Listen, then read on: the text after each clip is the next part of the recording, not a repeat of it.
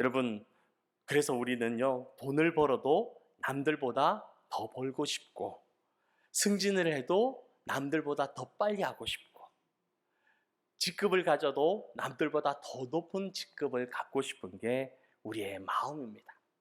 하다못해 물건 하나를 사도, 똑같은 걸 하나 사도 저 사람보다 내게 더 좋은 걸 갖고 싶고 더 좋은 걸 사고 싶은 게 우리의 마음이라는 겁니다. 특히 우리나라 사람들은 인류를 좋아합니다. 그래서 대학을 가도 어떤 대학을 가고 싶어 해요?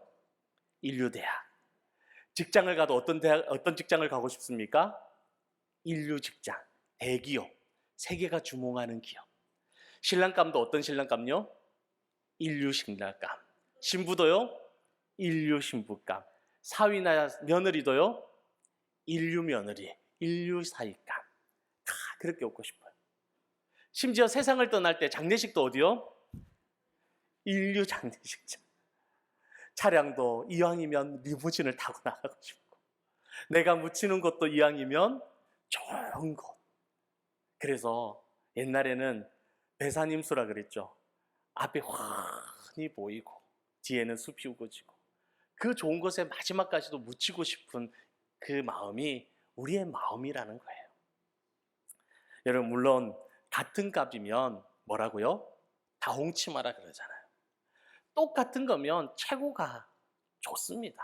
좋은 게 좋습니다. 그게 나쁜 게 아니에요. 그런데 문제는 이 지나치게 최고만을 고집하는 이 인류지상주의, 이 최고지상주의가 많은 부작용을 낳고 있다는 겁니다. 남보다 더 잘되고 높아지기 위해서 경쟁처럼 살아갑니다. 언제부턴가 남들이 다 경쟁자가 되어서 그들을 눌러야만, 내 친구를 눌러야만 내가 올라간다는 생각이 어느 순간부터 내 마음속에, 내 삶 속에 가득 자리 잡은 삶을 살아가고 있다는 거예요. 그래서 서로 물고 뜯고 함께 공멸하는 자리로 나아가고 있습니다. 여러분, 그 과정 속에서 얼마나 많은 스트레스를 받으면서 살아가십니까? 얼마나 많은 눌림 속에서 살아가고 있습니까? 여러분, 한때 카이스트에서 학생이 자살하는 일들이 생겨났어요. 여러분, 카이스트가 어떤 학교입니까? 우리나라의 최고의 대학 중에 하나지 않습니까? 그곳에 오는 학생들은 고등학교 때 이미 1, 2등, 전교 1, 2등 하는 애들이에요. 그리고 과학고에서 오는 애들은 고2 때 이미 결정이 돼서 다 오는 애들이래요. 우리나라 영재들이에요.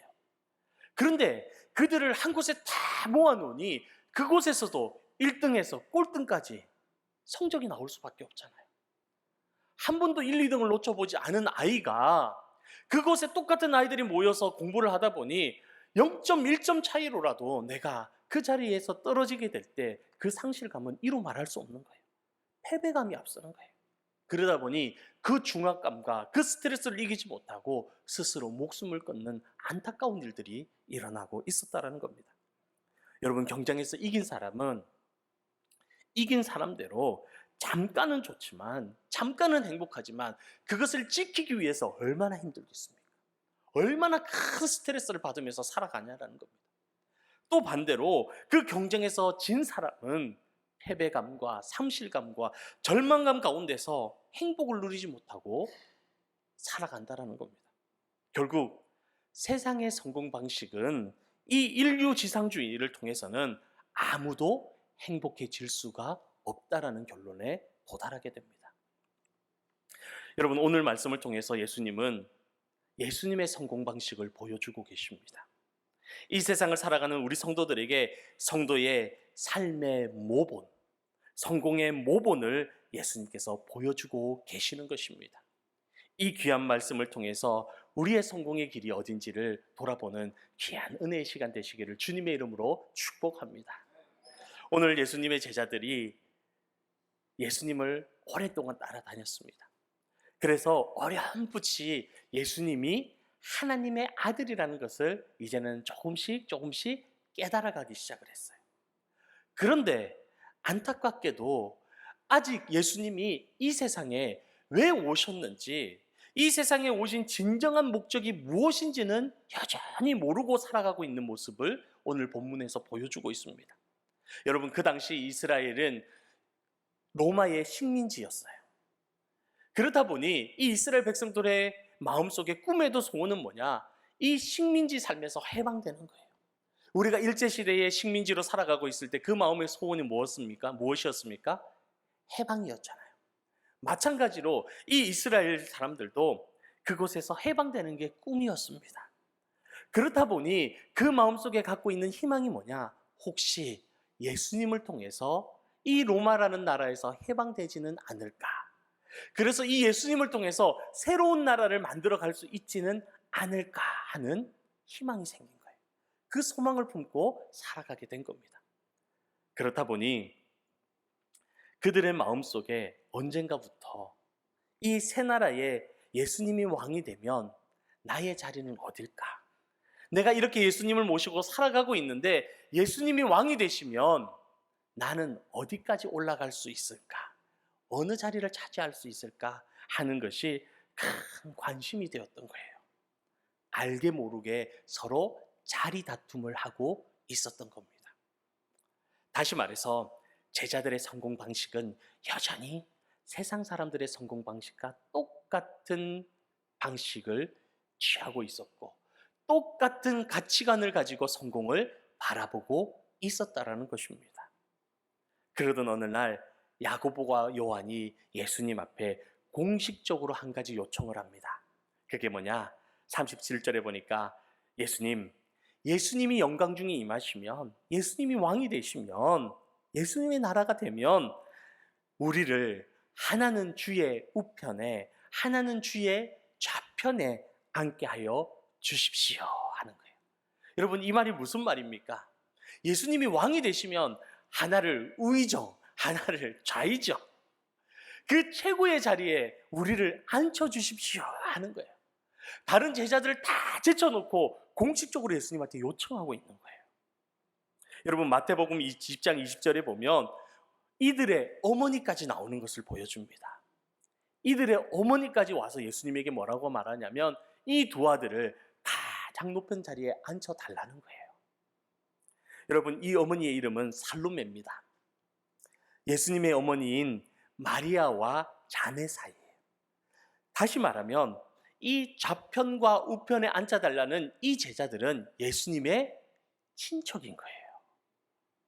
그러니까 이들이 요구하는 게 뭐냐면 예수님이 왕이 되시면 다른 사람들이 아니라 이왕이면 친척인 우리를 예수님의 우편과 왼편, 오른팔과 왼편이 되게 해달라고 요청하고 있는 거예요. 여러분, 이때 이 모습을 보고 있던 다른 제자들의 반응이 어떻습니까? 41절에 보니까 10제자가 듣고 야고보와 요한에게 대하여 화를 냈다라고 말씀하고 있어요. 그 얘기를 듣자마자 이 제자들이 흥분하면서 화를 낸 거예요. 왜 화를 냈을까요? 부당하다는 거예요. 나도 똑같이 너희처럼 예수님을 모시고 살아가고 있는데 그 때가 되면 나도 높아져야 되는데 왜 네가 그 자리를 달라는 거예요? 나도 있다라는 거예요. 나도 그 자리 욕심 난다라는 거예요. 서로 자리 싸움하고 있는 거예요. 여러분, 제자들의 마음이 똑같아요. 똑같이 높은 자리에 대한 욕망을 가지고 똑같이 그 자리를 두고 암암리에 경쟁하고 있었던 것을 보여주고 있는 겁니다. 사랑하는 성도 여러분, 우리가 세상의 가치관과 세상 사람들의 성공의 방식에 초점을 맞추고 살아가면 아무리 예수님이 옆에 계시고 아무리 하나님의 말씀을 들어도 예수님과 함께 매일 똑같이 삶을 살아가고 있어도 우리 눈에는 뭐만 보일까요? 세상만 보이는 거예요. 예수님의 모습이 보이지 않는 겁니다. 하나님의 말씀이 들리지 않는 거예요. 여러분, 어떤 글에 보니 재밌는 얘기가 있습니다. 물고기 IQ가 0.3이라고 합니다. 그래서 물고기는 다른 물고기들이 낚시 바늘에 걸려서 죽어나가는 것을 보면서도 IQ가 0.3이기 때문에 그럼에도 불구하고 똑같이 그 먹이를 먹기 위해서 입질을 한다는 거예요. 낚시 바늘에 걸려서 발부둥 치면서 죽어나가는 것을 보면서도, 눈으로 보면서도 똑같이 가서 그 먹이에 입질을 한다는 거예요. IQ가 얼마라서요? 0.3이라서. 그러면서 비유로 이런 얘기를 해요. 그러면 정치인의 IQ는 얼마일까? 그 사람 얘기는 정치인의 IQ도 0.3이랍니다. 왜냐? 동료 정치인이 뇌물을 받아먹어서 구속되어 잡혀가는 것을 보면서도 끊임없이 그 뇌물이 탐이 나서 과거에도 먹고 작년에도 먹고 올해도 먹고 앞으로도 먹으면서 구속되어 갈 거라고 얘기를 하는 겁니다. 그러면서 또 한 가지 얘기를 합니다. 그러면 보통 사람들의 IQ는 얼마냐? 똑같이 0.3이랍니다. 하나님이 주시는 은혜를 보면서도 깨닫지 못해서 또 잊어버리고 또 잊어버려서 하나님 앞에 서지 못하고 믿지 못하면서 살아가니까 똑같이 IQ가 0.3이라고 얘기를 합니다. 사랑하는 성도 여러분, 세상의 안경을 가지고 바라보면 세상의 것만 보입니다. 동료 물고기가 죽어나가는 것을 보면서도 여전히 그 미끼를 먹고 싶어서 입질을 하고 있고, 동료 정치인이 그 뇌물을 먹고 구속되는 것을 보면서도 여전히 그 뇌물이 좋아서 그것을 받아먹기 위해서 그 자리로 나아간다라는 거예요. 마찬가지로 우리도 세상의 성공의 기준을 가지고 살아가면 영원한 천국을 보지 못하고 당장 내 손에 주어지는 그 세상의 것이 더 좋아서 죽음을 향하여, 세상을 향하여 나아가는 어리석은 삶이 된다라는 것입니다.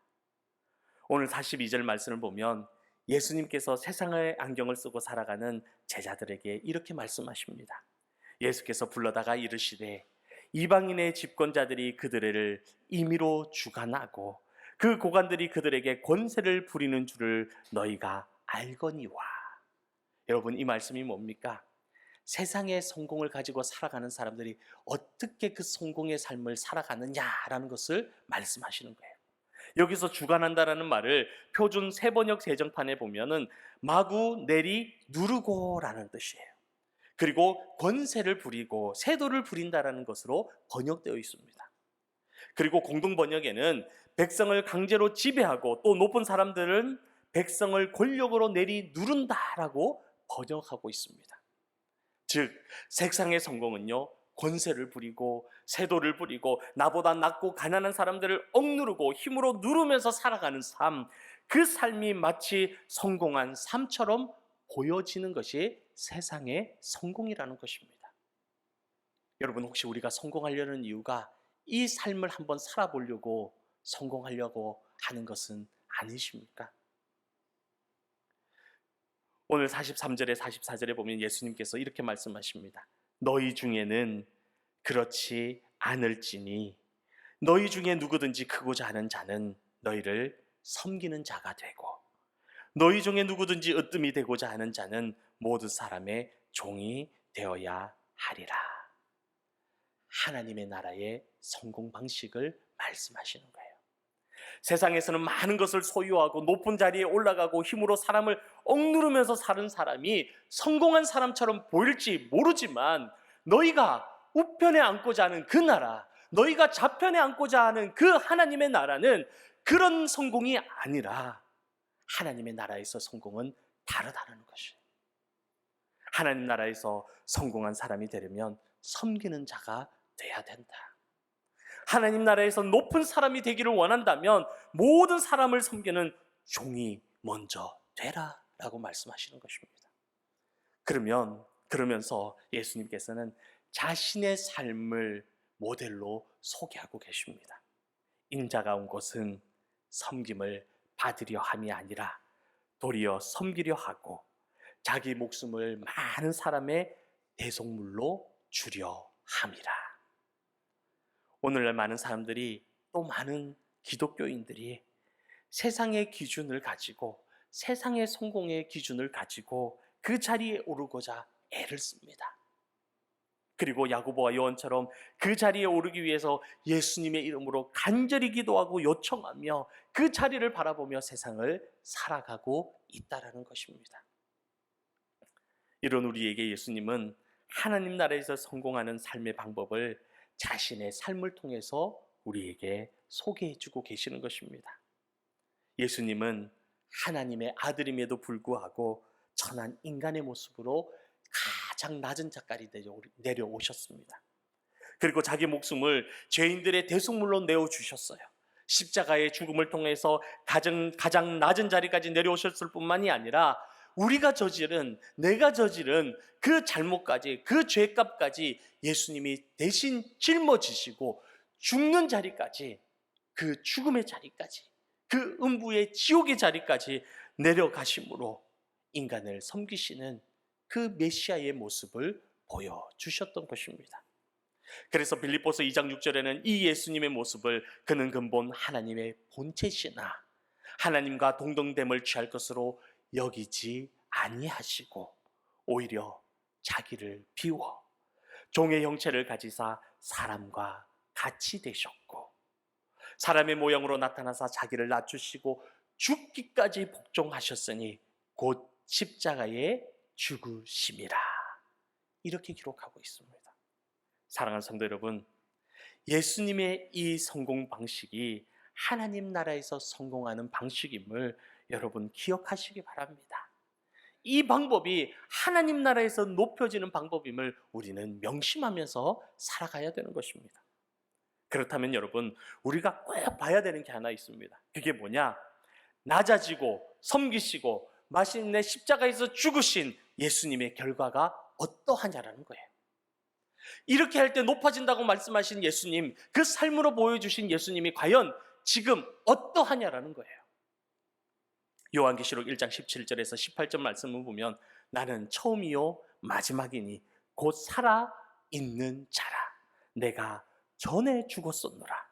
볼지어다 이제 세세토록 살아있어 사망과 음부의 열쇠를 내가 가졌다라고 말씀하고 계십니다. 그렇게 낮아지고 섬기시고 죽으신 예수님은 이제 영원한 하나님 나라에서 가장 높은 자리에 올라가 계신다라는 것입니다. 그러므로 하나님이 그를 지극히 높여 모든 이름 위에 뛰어난 이름을 주사 하늘에 있는 자들과 땅에 있는 자들과 땅 아래에 있는 자들로 모든 무릎을 예수의 이름에 꿇게 하시고 모든 입으로 예수 그리스도를 주라 시인하며 하나님 아버지께 영광을 돌리게 하셨느니라. 아멘. 성도 여러분, 잠깐 사는 이 세상에서 높아지기보다 영원한 하나님 나라에서 높임받는 여러분 모두가 되시기를 주님의 이름으로 축복합니다. 여러분, 어느 중소기업의 사장이 사업이 너무나 잘 됐어요. 사업이 매일 너무나 바쁘게 잘 돼가지고 이제는 교회 나갈 시간이 없는 거예요. 주일도 사람을 만나야 되고 팩스를 받아야 되고 결제를 해야 되고 너무나 바쁘게 움직여요. 그렇다 보니 주일 하루도 시간 내서 예배 드리러 나올 수 있는 시간이 안 나요. 그렇게 몇 주가 지나가고 몇 달이 지나가자 누군가 찾아왔습니다. 누가 찾아왔을까요? 똑똑하고 찾아왔는데 누가 찾아왔을까요? 누구요? 영일만 교회 담임 목사가 찾아온 거예요. 목사님이 찾아온 거예요.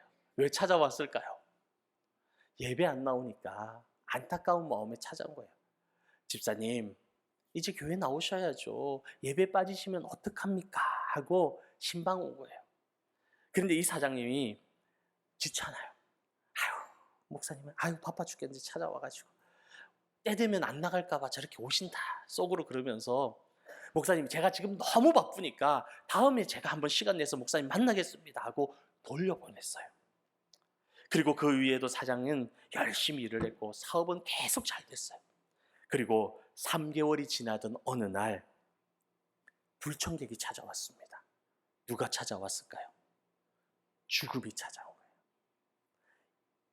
사장이 늦게까지 열심히 일하다가 뇌출혈로 쓰러졌어요.